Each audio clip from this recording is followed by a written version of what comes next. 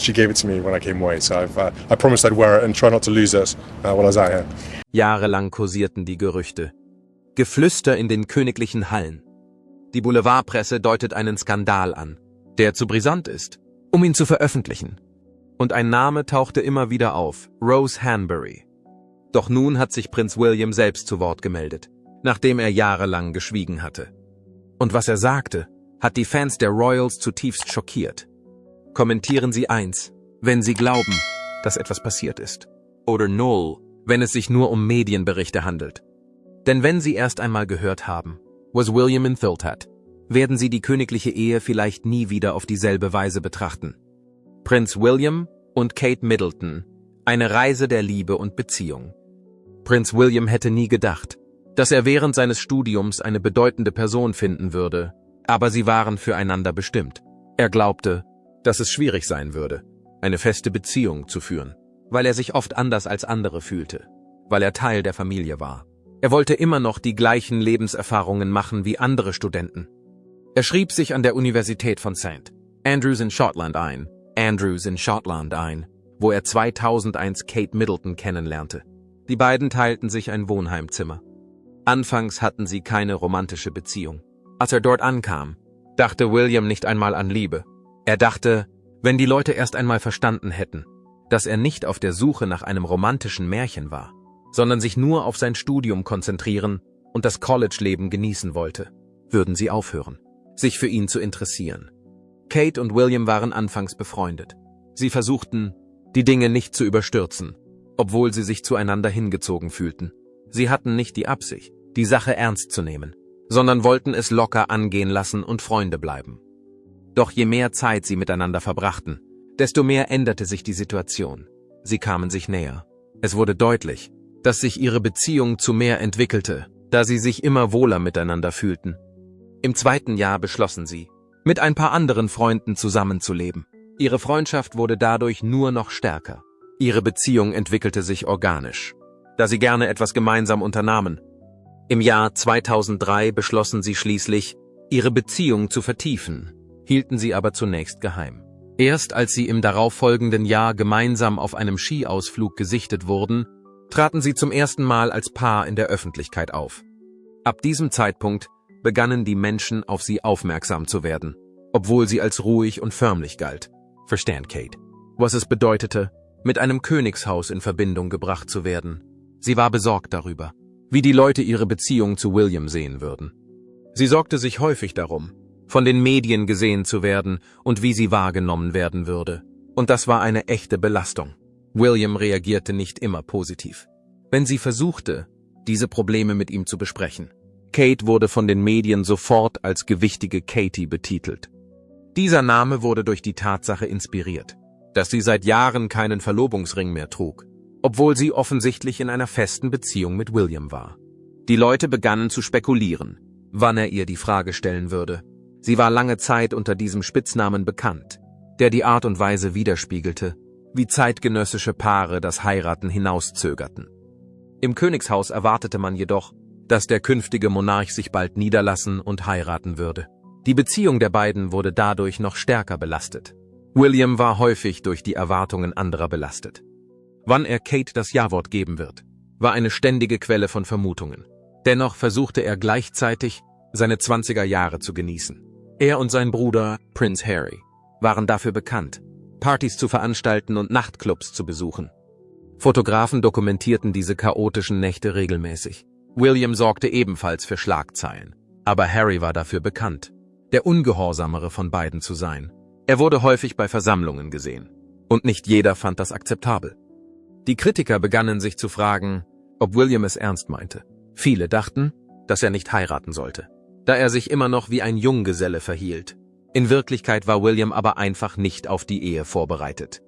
Im Alter von 24 Jahren war er noch dabei, seine Lebensziele zu bestimmen. Kate hingegen schien besser vorbereitet, selbst als Gerüchte aufkamen, dass William Zeit mit anderen Frauen verbringt, bewahrte sie ihre Gelassenheit. Sie wusste, dass es solche Schwierigkeiten gibt, wenn sie mit einem Königlichen zusammen ist. Also beschloss sie, einen kühlen Kopf zu bewahren. Prinz Charles, der Vater von William, stand ihm als Mentor zur Seite. Charles beriet William nach seiner eigenen, sehr öffentlichen Heirat und Scheidung von Prinzessin Diana. Er riet ihm, die Verbindung gründlich zu prüfen, bevor er eine wichtige Entscheidung trifft. William hat gut aufgepasst. Kate mochte es vielleicht nicht. Wie viel Zeit er mit ihr verbrachte, denn er war oft zurückhaltend. Seine Angst vor den Medien und der ständigen Aufmerksamkeit für ihre Beziehung war ein wichtiger Faktor für sein Zögern. Das Paar verlobte sich schließlich im Oktober 2010, nachdem es mehrere Jahre lang zusammen war. Die Hochzeit fand in Kenia während eines privaten Urlaubs statt. Sie machten 10 Tage Urlaub und übernachteten in einem friedlichen Chalet auf dem Mount Kenya. Dieser Ausflug diente als Feier für William, der vor kurzem seine Ausbildung für die Such- und Rettungseinheit der Royal Air Force abgeschlossen hatte. Zu diesem Zeitpunkt machte er Kate einen Heiratsantrag. Viele waren erstaunt, als sie von ihrem Engagement erfuhren. Einige haben in Frage gestellt, ob sie dies jemals tun würden. Williams Wahl eines Verlobungsrings trug zur emotionalen Wirkung der Nachricht bei. Er trug einen Ring, der früher Prinzessin Diana, seiner Mutter, gehört hatte. Diana hatte vor, ihn Prinz Harry zu schenken, aber Harry hielt es für angemessen, dass William ihn benutzt, um Kate die Frage zu stellen. Am 29. April 2011 heirateten die beiden in der Westminster Abbey. Menschen aus der ganzen Welt wurden Zeugen dieses großartigen Spektakels. Allein im Vereinigten Königreich verfolgten 26 Millionen Menschen das Ereignis live. Weltweit waren es schätzungsweise 300 Millionen Zuschauer. In einer märchenhaften Szene wurden Prinz William und Kate Middleton getraut. Sie hatten diesen Meilenstein nach vielen Höhen und Tiefen gemeinsam erreicht und damit bewiesen, dass ihre Bindung belastbar genug ist, um den Anforderungen des königlichen Lebens standzuhalten. Die angebliche heimliche Affäre Prinz William, der häufig als das Goldkind der königlichen Familie angesehen wird, verbrachte einen Großteil seiner Kindheit und seines frühen Erwachsenenalters abseits des Rampenlichts. Im Gegensatz zu einigen seiner Zeitgenossen pflegte er ein eher sauberes Image. Seine Ausgeglichenheit, seine Anmut und seine ruhige Hand als zukünftiger Monarch wurden gelobt. William schien lange Zeit auf dem geplanten Kurs zu bleiben, ohne abzurutschen. Doch als eine kontroverse Geschichte bekannt wurde, geriet die heitere Wahrnehmung, die viele Menschen von ihm hatten, ins Wanken. Und die Dinge nahmen eine drastische Wendung. Prinz William und Rose Hanburys Affärenvorwürfe. Die britische Boulevardpresse sorgte im März 2019 für Aufruhr, als sie behauptete, Rose Hanbury, Catherine Middletons ehemalige Nachbarin und enge Freundin, habe einen katastrophalen Zusammenbruch erlitten. Jahrelang schienen die beiden Paare die Gesellschaft des jeweils anderen zu genießen, und die Chumleys wohnten in der Nähe der Cambridges in Norfolk. Sie hatten nicht nur ähnliche Hobbys und Gewohnheiten, sondern gehörten auch demselben gesellschaftlichen Kreis an.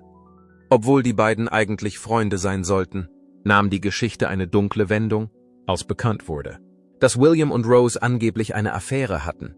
Nach Angaben der Boulevardpresse fand die Romanze statt, als Catherine Prinz Louis, ihr drittes Kind, erwartete. Da Louis im April 2018 geboren wurde, hätte die angebliche Romanze fast ein Jahr stattgefunden, bevor die Medien davon erfuhren. In Anbetracht der Tatsache, dass Prinz William nur selten mit solchen privaten Skandalen in Verbindung gebracht wurde, schockierte dies die Öffentlichkeit. Obwohl die Medien, die über die Anschuldigungen berichtet hatten, diskret zugaben, dass sie keine konkreten Beweise für ihre Behauptungen hatten, bestritten Rose und Catherine die Darstellung, und zeitweise wurden sogar rechtliche Schritte gegen die Presse in Erwägung gezogen. Als ein selbsternannter königlicher Reporter, der das Material nicht gelesen hatte, twitterte, dass die Affäre echt sei, erhielt die Geschichte weitere Aufmerksamkeit. Sein Posting gewann sofort an Popularität und schürte das Feuer. Aber er löschte es schnell wieder. Viele hielten diesen Mann bereits für einen Provokateur, der gerne für Aufregung sorgte, aber eigentlich keine Verbindungen zur königlichen Gesellschaft hatte. Einige meinten, er sei nur ein kulinarischer Kritiker auf der Suche nach Aufmerksamkeit. Der Tweet verlor seine Wirkung, weil er so schnell entfernt wurde, und die Mehrheit tat seine Äußerungen als unglaubwürdig und nichtssagend ab. Die beiden Eheleute schienen vor den Berichten eine herzliche Bekanntschaft gehabt zu haben. Anmer Hall, der Landsitz von Cambridge, war nur 3 Meilen vom Haus der Chumleys entfernt. Häufige Besuche und gesellige Zusammenkünfte wurden durch die räumliche Nähe und Trennung ermöglicht. Die Damen hatten eine Leidenschaft für Elternschaft und eine gesunde Lebensweise, während die Ehemänner von Aristokraten abstammten. Diese gemeinsamen Interessen schienen sie zueinander zu führen. Sie schienen in der Öffentlichkeit freundlich zu sein, nahmen an Zusammenkünften teil und tauschten Höflichkeiten aus. Weitere Untersuchungen ergaben jedoch keine greifbaren Beweise für eine enge Verbindung zwischen den beiden Frauen. Man hatte sie bei gesellschaftlichen Anlässen zusammen gesehen, aber es gab keine offensichtlichen Hinweise darauf, dass sie enge Freunde waren. Ihre Erzählungen über ihre gemeinsam spielenden Kinder waren mehr Vermutung als Realität.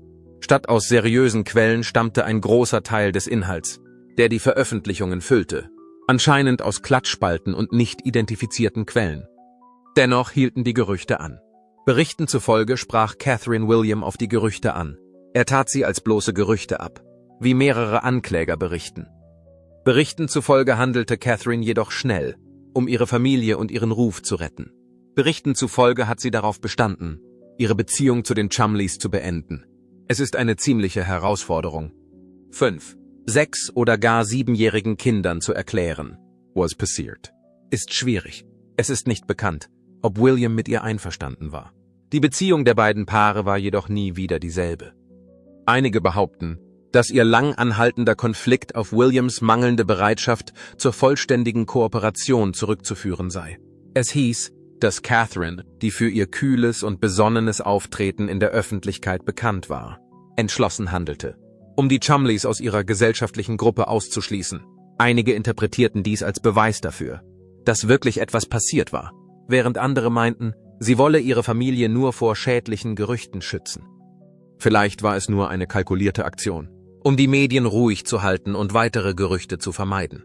Letztendlich haben weder Rose noch Catherine jemals in der Öffentlichkeit über ihre Freundschaft gesprochen, und keiner von ihnen hat die Kontroverse bestätigt oder dementiert.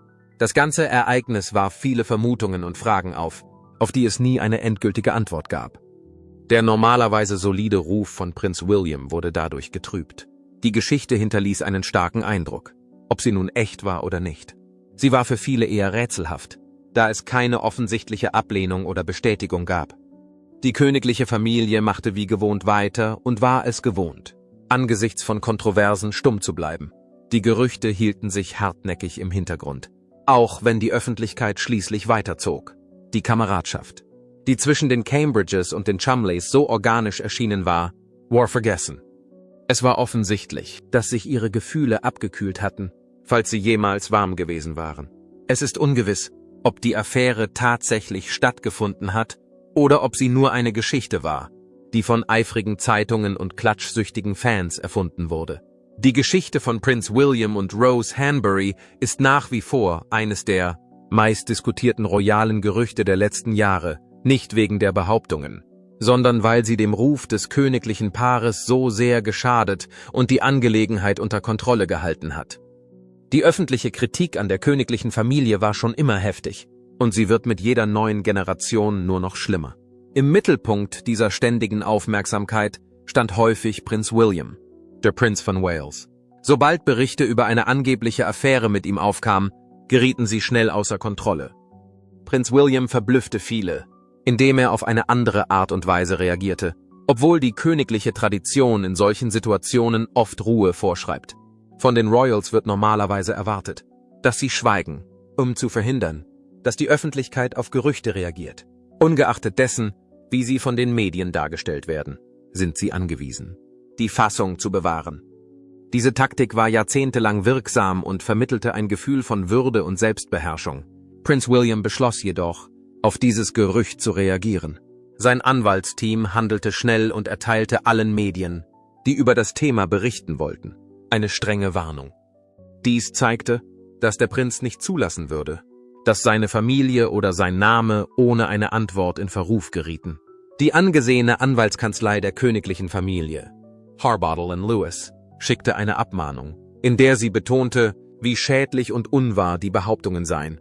Diese formelle Warnung machte auf die Verletzung der Privatsphäre des Prinzen aufmerksam und wurde von mindestens einer britischen Medienquelle aufgegriffen. Auch Artikel 8 der Europäischen Menschenrechtskonvention, der das Recht auf ein Privat- und Familienleben schützt, wurde durch derartige Gerüchte als verletzt angesehen. Die meisten Medien zogen sich zurück, als dieses Verfahren eingeleitet wurde. Um die Möglichkeit eines teuren Rechtsstreits oder einer negativen öffentlichen Meinung zu vermeiden, Diese gerichtliche Maßnahme war eine drastische Abweichung von den königlichen Gepflogenheiten. Die königliche Affäre und die Reaktion von Prinz William. Die ältere Generation, vor allem Königin Elisabeth II., wollte unbedingt schweigen. Sie hatte eine klare Philosophie: niemals klagen, niemals erklären. Auf jede erfundene Geschichte zu reagieren, würde ihrer Meinung nach nur den Medienrummel anheizen. Die jüngeren Royals waren jedoch eher geneigt, sich zu Wort zu melden, wenn sie der Meinung waren, dass die Grenzen überschritten wurden.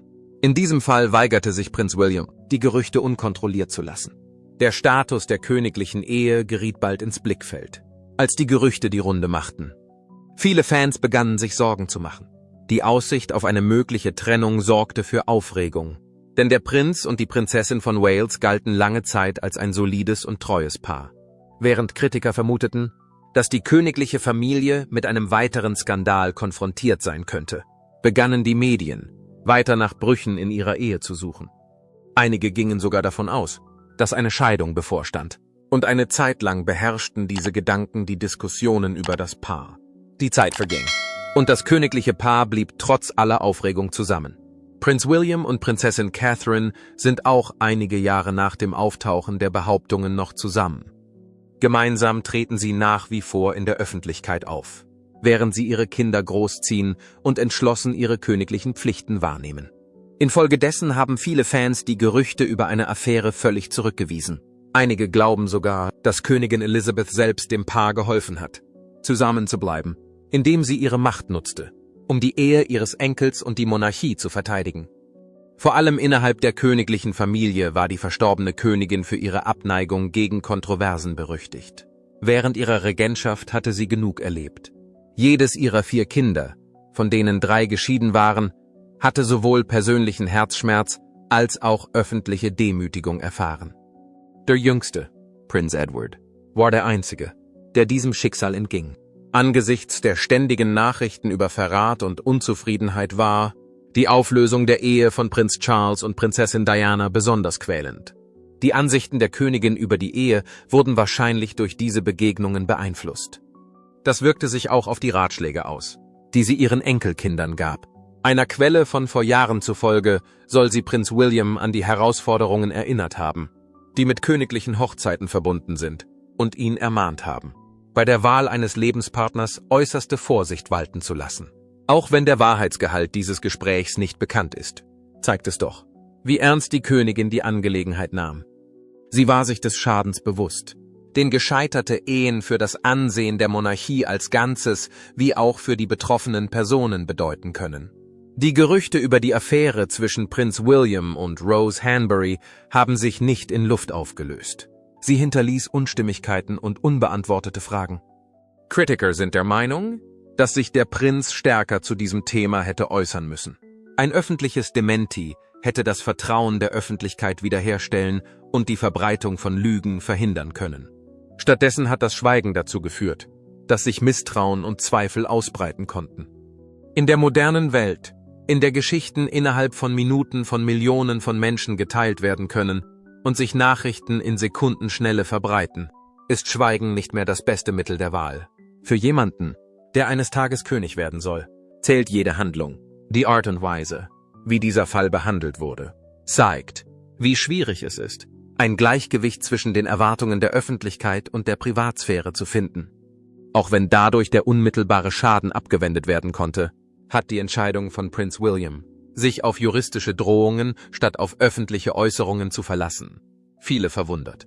In einer Zeit, in der sich Wahrheit, Unwahrheiten und Gerüchte gleichermaßen schnell verbreiten, haben selbst die seriösesten Organisationen plötzlich Schwierigkeiten, die Kontrolle über ihren Ruf zu behalten. Was die Herkunft und die Ehe von Rose Sarah Hanbury betrifft, so wurde sie in eine Familie mit engen Verbindungen zum britischen Königshaus geboren. Ihre Eltern, Emma Longman und Timothy James Hanbury, stammten beide aus prominenten aristokratischen Familien. Sie gehörte schon allein aufgrund ihrer Abstammung zur Oberschicht der britischen Gesellschaft.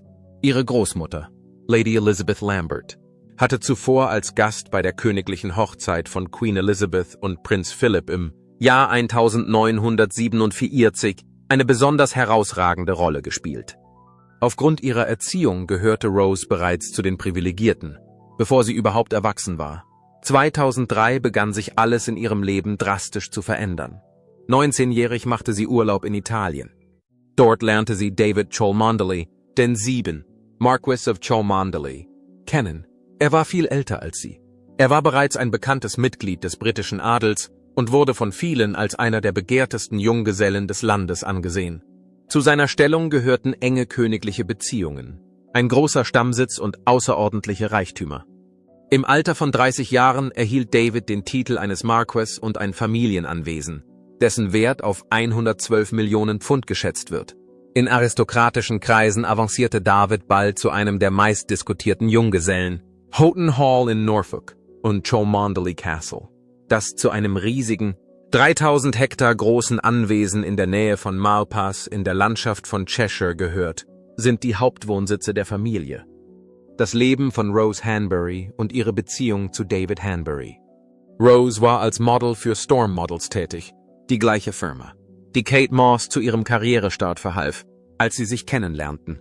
Neben ihrer Modelkarriere arbeitete sie kurzzeitig auch im Parlament. Sie hinterließ einen bleibenden Eindruck, obwohl sie etwa 10 Jahre jünger war als ihr zukünftiger Ehemann und nur etwas älter als einige seiner anderen Bekannten. Durch ihre Freundschaft mit David wurde sie in der Oberschicht bekannt. Und ihr Name tauchte immer häufiger bei gesellschaftlichen Anlässen auf. Nach 6 Jahren des Werbens machte David ihr schließlich einen Heiratsantrag. David, der nur etwa 8 Jahre jünger war als Roses eigener Vater, war Anfang 40, als sie sich verlobten, und Rose war 25. Die Verlobung dauerte nur 2 Tage, bevor sie 2009 trotz ihrer langen Verbindung vor den Traualtar traten. Diejenigen, die wussten, wie sorgfältig und methodisch Adlige oft solche Entscheidungen treffen, waren besonders überrascht von dieser unerwarteten Heirat, die bald zum Gegenstand von Gerüchten wurde. Der wahre Grund für die Eile wurde kurz nach der Hochzeit enthüllt. Die Mutter von Rose gab bekannt, dass ihre Tochter Zwillinge erwartete. Weniger als 4 Monate später brachte Rose 2 kleine Jungen zur Welt. Trotz der öffentlichen Erklärung ihrer Schwester, dass Zwillinge häufig zu früh kommen, löste der Zeitpunkt weitere Mutmaßungen und Gerüchte über einen Skandal aus. Für die meisten Menschen war es schwer zu akzeptieren, dass Babys, die so kurz nach einer Hochzeit zur Welt kamen, als Frühgeburten gelten konnten. Das Interesse der Medien wurde durch die Nachricht nur noch gesteigert. Rose und David lebten ihr Leben trotz der Gerüchte weiter. Sie haben derzeit 3 Kinder, Lady Iris, ihr jüngster Sohn, Lord Oliver Cholmondeley, und Alexander, Earl of Roxavage. Im Laufe der Jahre nahm Rose immer wieder an wichtigen königlichen Veranstaltungen teil. Sie nahm an der Beerdigung von Königin Elizabeth, an der Trauerfeier von Prinz Philipp und am offiziellen Staatsbesuch von Präsident Trump im Jahr 2011, sowie an der königlichen Hochzeit von Prinz William und Catherine teil. Ihre häufigen öffentlichen Auftritte sorgten für ihre Bekanntheit und bestätigten ihre engen Beziehungen zur königlichen Familie. Sie waren sogar noch näher am Zentrum der britischen Monarchie. The David Lord Great Chamberlain War. Im Rahmen seiner zeremoniellen Pflichten als Lord Great Chamberlain nahm er an der jährlichen Amtseinführung des Parlaments teil. Aufgrund dieser Position hatte er einen einzigartigen Zugang zur regierenden Monarchie. Nach jahrhundertealtem Brauch trat David jedoch nach dem Tod von Königin Elisabeth II. Von dieser Rolle zurück. Jedes Mal, wenn der König wechselt, wird der Titel auf eine neue Familie übertragen. Es gab auch viele Spekulationen über die Ehe von Rose und David. Ihr beträchtlicher Altersunterschied zieht häufig die Aufmerksamkeit auf sich, insbesondere wenn Fragen zu ihrem Glück aufgeworfen werden. Mehreren Quellen zufolge hat das Paar nicht viele Gemeinsamkeiten und führt ein extrem unterschiedliches Leben. Es wird berichtet, dass David viel Zeit auf Reisen verbringt, und Gerüchte über seine Trennung scheinen jedes Jahr wieder aufzutauchen. Rose ist heimlich aufs Land geflüchtet, um der Verwüstung zu entkommen, die während einer der heftigsten Gerüchtekämpfe entstand. Es schien, als hätten die Vermutungen sie erreicht, wie ihre Reaktion auf den Rückzug zeigt. Als nächstes, im Jahr 2019, wurde sie bei einem wichtigen Anlass ohne ihren Ehering am Finger beobachtet. Im Jahr 2021, also 2 Jahre später, wurde David ebenfalls ohne seinen Ehering beobachtet. Dies führte zwar zu weiteren Nachforschungen, aber es folgte nichts Greifbares. Es besteht die Möglichkeit, dass das Fehlen ihrer Ringe überhaupt keine Bedeutung hatte. Trotz aller Gerüchte gibt es keine offizielle Erklärung über die Entscheidung des Paares. sich scheiden zu lassen. Obwohl das Paar immer noch verheiratet ist, wurden alle Probleme, die aufgetreten sind, entweder diskret beigelegt oder unter vier Augen behandelt. Vor allem nachdem berichtet wurde, dass Rose eine Meinungsverschiedenheit mit Catherine, der späteren Königin, hatte, gingen die Medien der Sache nach. Um nicht noch mehr Öl ins Feuer zu gießen, enthielt sich ihr Vater jeglicher Äußerung, als die Medien ihre Familie anriefen. Die Mitglieder ihrer Familie äußerten sich nicht, da es in der Aristokratie üblich war, diskret und privat zu bleiben.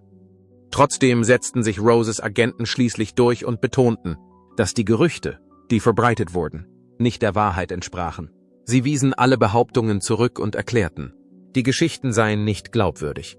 Beweise wurden jedoch nie vorgelegt, und die Kontroverse ebbte im Laufe der Zeit ab. Das Leben von Rose Hanbury hat in der Öffentlichkeit mehrfach große Aufmerksamkeit erregt, vor allem weil sie verheiratet ist und Beziehungen zur königlichen Familie unterhält. Dennoch hat sie in dieser Zeit ihre Ruhe bewahrt.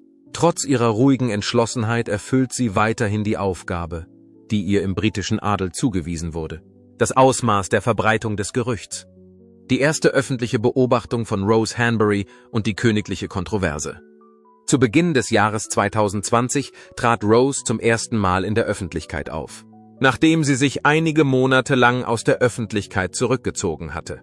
Sie wählte einen bedeutsamen Moment, um wieder ins Licht der Öffentlichkeit zu treten, und begleitete ihren Mann zum ersten Gottesdienst des Jahres, St. Mary Magdalene Church in Sandringham, einer ruhigen Gegend, in der sich die königliche Familie häufig aufhält, diente als Ort für die Gedenkfeier. Es war Brauch, dass Mitglieder der königlichen Familie bei dieser alljährlichen Zeremonie anwesend waren. In jenem Jahr schien dies die ideale Gelegenheit für Rose zu sein, um wieder ins Rampenlicht der Öffentlichkeit zu treten. Außerdem war Königin Elizabeth an diesem Tag anwesend.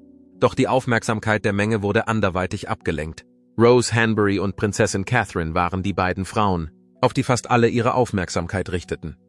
Die Stimmung zwischen den beiden wurde von den Anwesenden als friedlich und angenehm beschrieben, obwohl es in der Vergangenheit Gerüchte und Gemurmel gegeben hatte. Die beiden Damen befanden sich einfach am selben Ort, lächelten, unterhielten sich angeregt und bewegten sich mit Leichtigkeit durch die Menge. Es schien keine Spannungen zwischen den beiden zu geben. Dennoch konnte die Presse, wie so oft, nicht darauf verzichten, die Wogen zu glätten.